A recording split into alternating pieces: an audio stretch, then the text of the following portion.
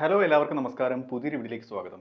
നമുക്കിന്ന് ഈ വീഡിയോയിലൂടെ കെയ്നീഷ്യൻ ലിക്വിഡിറ്റി പ്രിഫറൻസ് തിയറി എന്താണെന്ന് മനസ്സിലാക്കാം. അതായത് ലിക്വിഡിറ്റി പ്രിഫറൻസ് എന്നതുകൊണ്ട് ഉദ്ദേശിക്കുന്നത് ആൾക്കാർ പണം കയ്യിൽ വെക്കുന്നത് എന്തൊക്കെ ആവശ്യങ്ങൾക്ക് വേണ്ടിയാണ്, എന്തൊക്കെയാണ് അവരുടെ പ്രിഫറൻസ്. ഓക്കെ, അപ്പം ഇതിനെ പറ്റിയാണ് ആൾക്കാർ എന്തിനു വേണ്ടിയാണ് പണം സേവ് ചെയ്യുന്നത്. ഇതാണ് ഈ തിയറിയിൽ പറയാൻ ഉദ്ദേശിക്കുന്നത്. നമുക്ക് വിശദമായിട്ട് മനസ്സിലാക്കാം. വീഡിയോയിലേക്ക് കടക്കാം. Keynesian liquidity preference theory. The Keynesian liquidity preference theory explains the demand for money based on people's preference for liquidity. നേരത്തെ പറഞ്ഞ പോലെ ആൾക്കാർ എന്തിനാണ് പണത്തിനുള്ള ഡിമാൻഡ് എന്തിനാണ് വെക്കുന്നത്?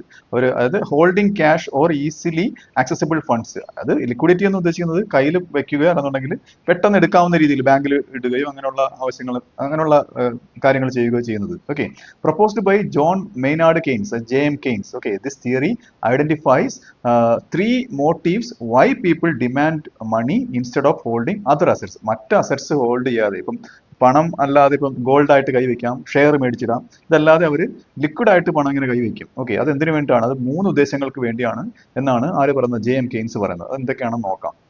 The three motives in liquidity preference theory. അതായത് ലിക്വിഡിറ്റി പ്രിഫറൻസിന് വേണ്ടിയിട്ടുള്ള 3 മോട്ടീവ്സ് ആണ് പറയാൻ പോകുന്നത്. ആദ്യത്തേത് ട്രാൻസാക്ഷൻ മോട്ടീവ് ആണ്. ഓക്കെ, അതായത് അത് സാധനങ്ങളൊക്കെ മേടിക്കാനുള്ള, ഇപ്പം അരിയും പച്ചക്കറിയൊക്കെ മേടിക്കണ്ടേ, അത് ഭക്ഷണം കഴിക്കണ്ടേ. അതായത് അതിന്റെ ഉദ്ദേശം, പർപ്പസ് ഇതാണ്: to carry out every day purchases and payments. എല്ലാ ദിവസം ദൈനംദിനമുള്ള ചിലവുകൾക്ക് വേണ്ടിയിട്ട്. ഇത് ഡിപ്പെൻഡ് ചെയ്തിരിക്കുന്നത് ഡിപ്പെൻസ് ഓൺ ഇൻകം ലെവലാണ്. അതായത് ഇൻകം അവരുടെ ആൾക്കാരുടെ വരുമാനത്തിനനുസരിച്ചിരിക്കും. അതായത് കൂടുതൽ ഇൻകം കിട്ടുമ്പോഴത്തേക്ക് ഒരു കൂടുതൽ പണം സ്പെൻഡ് ചെയ്യുന്നു. The more you earn, the more money you need for daily spending. അടുത്തത് പ്രിക്കോഷണറി മോട്ടീവ് ആണ്. അതായത് മുൻകരുതലിന് വേണ്ടി പണം കയ്യിൽ വെക്കുന്നത്. അതിന്റെ ഉദ്ദേശം എന്താണ്? To have money for unexpected event. അപ്രതീക്ഷിതമായിട്ടുള്ള എന്തെങ്കിലും കാര്യങ്ങൾ വന്നു കഴിഞ്ഞാൽ അതിനുവേണ്ടി സ്പെൻഡ് ചെയ്യുന്നതിന് വേണ്ടിയിട്ട്. അതായത് എന്തെങ്കിലും എമർജൻസീസ്, ഇൽനെസ്, അസുഖം വരികയോ അല്ലെന്നുണ്ടെങ്കിൽ സഡൻ ട്രാവൽ, പെട്ടെന്നൊരു സ്ഥലത്ത് പോകേണ്ടി വരികയോ ചെയ്യുമ്പോഴത്തേക്ക് അതിന് വേണ്ടിയുള്ള പണം. അതാണ് ഈ പ്രിക്കോഷണറി മോട്ടീവ് എന്ന് പറയുന്നത്. ഇതെന്തിനെ ആശ്രയിച്ചിരിക്കും? Income and uncertainty. അത് വരുമാനത്തെ, എത്ര പണം കൈവയ്ക്കുന്നു എന്നുള്ളത് ഒരാൾക്ക് കിട്ടുന്ന വരുമാനത്തെയും അൺസർട്ടനിറ്റി, എത്ര അനിശ്ചിതത്വപരമായിട്ടുള്ള കാര്യങ്ങൾ നടക്കാൻ സാധ്യതയുണ്ട് അതിനെ ആശ്രയിച്ചിരിക്കും. ഉദാഹരണത്തിന് ഇപ്പം അച്ഛനും അമ്മയൊക്കെ വയസ്സായിരിക്കുന്നു. അപ്പോൾ അവർക്ക് ഇപ്പം ഹോസ്പിറ്റലിന് എക്സ്പെൻസ് വേണ്ടി വരാം. അവിടെ ഒരു അനിശ്ചിതത്വം നിലനിൽക്കുന്നുണ്ട്.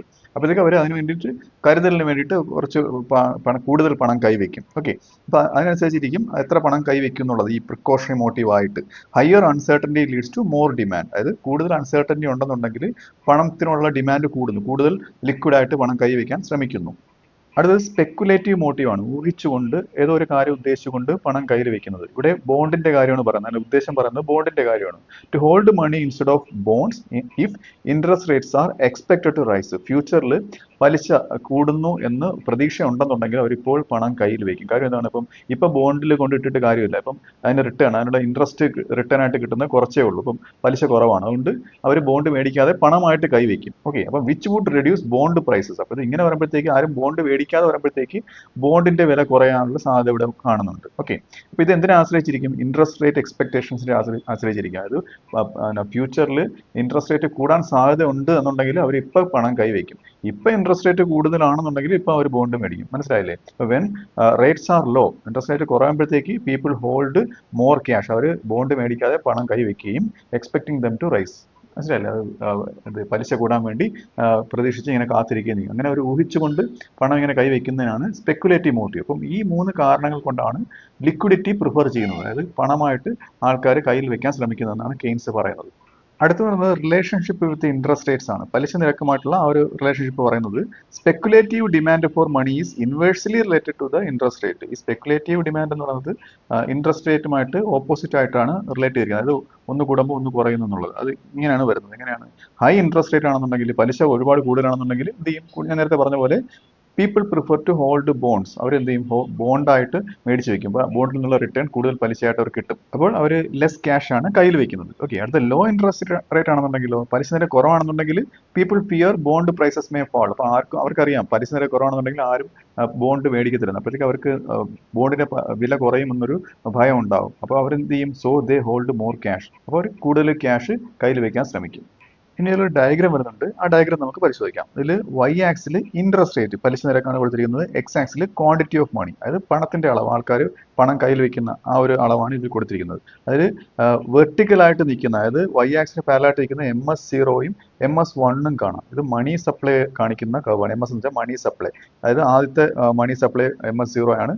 അടുത്തത് MS1 ആണ്. അപ്പം ഇനി LP എന്ന് പറഞ്ഞൊരു കർവ് വരുന്നുണ്ട്. അതെന്ന് പറയുന്നത് ലിക്വിഡിറ്റി പ്രിഫറൻസ് കർവ് ആണ്. ഓക്കെ, ഇത്രയുമാണ് ഇതിൽ നിന്ന് അടിസ്ഥാനപരമായിട്ട് മനസ്സിലാക്കേണ്ട കാര്യങ്ങൾ. ഇനി ഇത് എങ്ങനെയാണ് വർക്ക് ചെയ്യുന്നത് നോക്കാം. ഇതിൽ LP എന്ന് പറയുന്ന കർവ് ഡൗൺവേർഡ് സ്ലോപ്പിംഗ് ആയിട്ട് ഇരിക്കുന്നത് നമുക്ക് കാണാം. അതായത് ഇത് ഡിമാൻഡ് ഫോർ മണി ആണ് കാണിക്കുന്നത്. ഓക്കെ, അതിന്റെ റിലേഷൻ ഇങ്ങനെയാണ് വരുന്നത്. ഇപ്പം ഇൻട്രസ്റ്റ് റേറ്റ് കുറയുമ്പോഴത്തേക്ക് ആൾക്കാർ എന്ത് ചെയ്യും? കൂടുതൽ പണം കയ്യിൽ വെക്കും. ഓക്കെ, ഇൻട്രസ്റ്റ് റേറ്റ് കൂടുമ്പോഴത്തേക്ക് അവർ കുറച്ച് പണം കൈവയ്ക്കും, അവർ ബോണ്ടിലേക്ക് നിക്ഷേപിക്കും. ഓക്കെ, ആ ഒരു ഇൻവേഴ്സ് റിലേഷൻഷിപ്പ് വരുന്നത് കൊണ്ടാണ് ഡിമാൻഡ് കർവ് പോലെ അത് ഡിമാൻഡ് ഫോർ മണി ആയതുകൊണ്ട് എന്ത് ചെയ്യുന്നത്? ഡൗൺവേർഡ് സ്ലോപ്പ് ചെയ്യുന്നത്. ഇത് നമുക്ക് MS0യും MS1ഉം നോക്കാം. ഓക്കെ, ഇത് രണ്ടും വെർട്ടിക്കൽ ലൈൻസ് ആണ്. ഇത് ഫിക്സ്ഡ് മണി സപ്ലൈ ആണ് കാണിക്കുന്നത്. അതായത് മണി സപ്ലൈ ഫിക്സ്ഡ് ആയി നിൽക്കുന്നതുകൊണ്ടാണ് ഇതിങ്ങനെ വെർട്ടിക്കൽ ആയിട്ട് കാണിക്കുന്നത്. എന്തുകൊണ്ടാണ്? അത് സെറ്റ് ചെയ്യുന്നത് സെൻട്രൽ ബാങ്ക് ആണ്. അതുകൊണ്ട് അത് ഒരു ഫിക്സ്ഡ് എമൗണ്ട് ആണ് സെൻട്രൽ ബാങ്ക് സപ്ലൈ ചെയ്യുന്നത്. മനസ്സിലായില്ലേ? അപ്പം MS0 എന്ന് പറയുന്നത് ആദ്യത്തെ മണി സപ്ലൈ ആണ്, ഇനിഷ്യൽ മണി സപ്ലൈ ആണ്. MS1 എന്ന് പറയുന്നത് ഇൻക്രീസ്ഡ് മണി സപ്ലൈ ആണ്. അത് റൈറ്റിലേക്ക് ഷിഫ്റ്റ് ചെയ്യുമ്പോഴുള്ള ഒരു മണി സപ്ലൈ ആണ് MS1 ആയിട്ട് കാണിക്കുന്നത്. ഓക്കെ, അതായത് മണി സപ്ലൈ എന്ന് പറയുന്നത് വെർട്ടിക്കൽ ആയി നിൽക്കുന്നതിന്റെ കാര്യം എന്ന് പറയുന്നത് അത് ഇൻട്രസ്റ്റ് റേറ്റിനോട് ഇൻഡിപെൻഡന്റ് ആയതുകൊണ്ടാണ്. അതായത് ഇൻട്രസ്റ്റ് റേറ്റ് ഇതുമായിട്ട് യാതൊരു ബന്ധമില്ല. ഓക്കെ, അതുകൊണ്ടാണ് പലിശ നിരക്കുമായിട്ട് യാതൊരു ബന്ധമില്ലാത്തതുകൊണ്ടാണ് ഈ മണി സപ്ലൈ എന്ത് ചെയ്യുന്നത്? വെർട്ടിക്കൽ ആയിട്ട് ഇങ്ങനെ നിൽക്കുന്നത്. ഇനി നമുക്ക് ഇതിന്റെ ഇക്വിലിബ്രിയം പോയിന്റുകൾ നോക്കാം. അതിൽ രണ്ട് ഇക്വിലിബ്രിയം പോയിന്റ് E0യും E1ഉം കാണിക്കുന്നുണ്ട് അല്ലെ? അത് നമുക്ക് E0 പരിശോധിക്കാം. ഇതെന്ന് പറയുന്നത് ആദ്യത്തെ ഒറിജിനൽ ആയിട്ടുള്ള ഇക്വിലിബ്രിയം ആണ്. അപ്പൊ ഈ ഇക്വിലിബ്രിയം പോയിന്റ് പ്രത്യേകത അവിടെ മണി സപ്ലൈ എന്ന് വെച്ചാൽ MS0 ആണ്. ഓക്കെ, ഈ MS0 എന്ന് പറയുന്ന മണി സപ്ലൈ ഏതുമായിട്ട് ഇന്റർസെക്ട് ചെയ്യുന്നു? ഈ ലിക്വിഡിറ്റി പ്രിഫറൻസ് കർവ് LP ആയിട്ട് ഇന്റർസെക്ട് ചെയ്യുന്ന പോയിന്റ് ആണ് അവിടെ. അപ്പം ഈ പോയിന്റിൽ ഇൻട്രസ്റ്റ് റേറ്റ് R0 ആണ്, ക്വാണ്ടിറ്റി ഓഫ് മണി എന്ന് പറയുന്നത് Q0 ആണ്. ഓക്കെ, ഇനി നമുക്ക് E1 എന്നുള്ള പോയിന്റ് നോക്കാം. അത് മണി സപ്ലൈ ഇൻക്രീസ് ചെയ്യുമ്പോഴത്തേക്ക് after an increase in money supply ആണ് കേട്ടോ. എവിടേക്ക്? MS0 നിന്ന് MS1ലേക്ക് ഇൻക്രീസ് ചെയ്യുമ്പോഴത്തേക്ക് പുതിയ ഇക്വിലിബ്രിയം ആയി E1ലേക്ക് പോവുകയാണ്. അപ്പം ലിക്വിഡിറ്റി പ്രിഫറൻസ് കർവ് അവിടെ ടച്ച് ചെയ്യുന്നത് എവിടെയാണ്? E1ലാണ് അല്ലെ? അപ്പോഴത്തേക്ക് പുതിയ ഇന്റർസെക്ഷൻ, പുതിയ ഇക്വിലിബ്രിയം ഉണ്ടാവുകയാണ്. ഓക്കെ, അപ്പം ഇങ്ങനെ വരുമ്പോഴത്തേക്ക് അവിടെ എന്ത് ചെയ്യുകയാണ് ചെയ്യുന്നത്? മണി സപ്ലൈ കൂടിയപ്പോഴത്തേക്ക് അവിടെ ഇൻട്രസ്റ്റ് റേറ്റ് കുറയുകയാണ്. R0യിൽ നിന്ന് R1ലേക്ക് കുറയുകയാണ് ചെയ്യുന്നത്. അപ്പോൾ അവിടുത്തെ ക്വാണ്ടിറ്റി ഓഫ് മണി എന്ന് പറയുന്നത് Q0യിൽ നിന്നും Q1ലേക്ക് കൂടുകയാണ് ചെയ്യുന്നത്. ഈ ഡയഗ്രത്തിൽ നിന്ന് നിങ്ങൾ മനസ്സിലാക്കേണ്ട കോർ ഐഡിയ ഇതാണ്. അതായത് സെൻട്രൽ ബാങ്ക് മണി സപ്ലൈ കൂട്ടുമ്പോഴത്തേക്ക് എന്ത് ചെയ്യുന്നു? ഇൻട്രസ്റ്റ് റേറ്റ് കുറയുന്നു. ഓക്കെ, ഇങ്ങനെ ഇൻട്രസ്റ്റ് റേറ്റ് കുറയുമ്പോഴത്തേക്ക് എന്ത് ചെയ്യുന്നു? എന്തിനെ എൻകറേജ് ചെയ്യുന്നു? കൂടുതൽ ഇൻവെസ്റ്റ്മെന്റിനെയും കൂടുതൽ സ്പെൻഡിങ്ങിനെയും കാരണമാവുന്നു. മനസ്സിലായില്ലേ? അപ്പം ലിക്വിഡിറ്റി പ്രിഫറൻസ് ഒക്കെ അവിടെ നിൽക്കട്ടെ. അപ്പം ഇൻട്രസ്റ്റ് റേറ്റ് കുറയുമ്പോഴത്തേക്ക് കൂടുതൽ ഇൻവെസ്റ്റ്മെന്റ്, നിക്ഷേപങ്ങൾ നടക്കുന്നതിനും കൂടുതൽ സ്പെൻഡിങ്ങുകൾ നടക്കുന്നതിനും കാരണമാകുന്നു. ഓക്കെ, ആൾക്കാർ ലോൺ എടുത്തിട്ട് അല്ലെങ്കിൽ ബിസിനസ്സുകൾ ലോൺ എടുത്തിട്ട് കൂടുതൽ മെഷീനറീസ് മേടിക്കുന്നു എന്നുള്ളൊരു അർത്ഥത്തിൽ. അപ്പോൾ ഇതാണ് കെയ്നീഷ്യൻ മോണിറ്ററി പോളിസിയുടെ കോർ ഐഡിയ എന്ന് പറയുന്നത്. ഏത്? To reduce interest rates by expanding the money supply. അതായത് പലിശ നിരക്ക് കുറയ്ക്കുന്നതിന് വേണ്ടിയിട്ട് എന്ത് കൂട്ടുന്നു? മണി സപ്ലൈ കൂട്ടുന്നു. അപ്പോൾ ഇതിന്റെ സമ്മറി ആയിട്ട് പറയാൻ ഇത്രയേ ഉള്ളൂ. People demand money not just to spend. അതായത് ആൾക്കാർ വെറുതെ പണം ചെലവാക്കുന്നതിന് വേണ്ടിയിട്ടല്ല കൈവയ്ക്കുന്നത്, but also to feel safe and speculate on interest rate movements. Interest rate മൂവ്മെന്റ്സിനെ അനുസരിച്ച് സ്പെക്കുലേറ്റ് ചെയ്യുന്ന ആ ഉദ്ദേശത്തോടു കൂടിയും അവർക്ക് സേഫ് ആയിട്ടിരിക്കുന്നതിന് വേണ്ടിയിട്ടും എന്ത് ചെയ്യുന്നു? പണം കൈവയ്ക്കുന്നു. The lower the interest rate, ഞാൻ പറഞ്ഞില്ലേ പലിശ നിരക്ക് കുറവാണെന്നുണ്ടെങ്കിൽ the more people prefer liquidity. അതായത് പലിശ നിരക്ക് കുറവാണെന്നുണ്ടെങ്കിൽ അവർ പണമായിട്ട് കൈവയ്ക്കും, ബോണ്ടൊന്നും മേടിക്കാതെ. Over investing in interest earning assets, അതായത് ഇൻട്രസ്റ്റ് ഏണിംഗ് അസറ്റ് ആയിട്ടുള്ള ബോണ്ട് പോലെയുള്ള കാര്യങ്ങളിൽ അവർ നിക്ഷേപിക്കാതെ പലിശ കുറവായതുകൊണ്ട് അവർ കയ്യിൽ തന്നെ വയ്ക്കും. അപ്പോൾ ഈ വീഡിയോ നിങ്ങൾക്ക് മനസ്സിലായെന്ന് വിശ്വസിക്കുന്നു.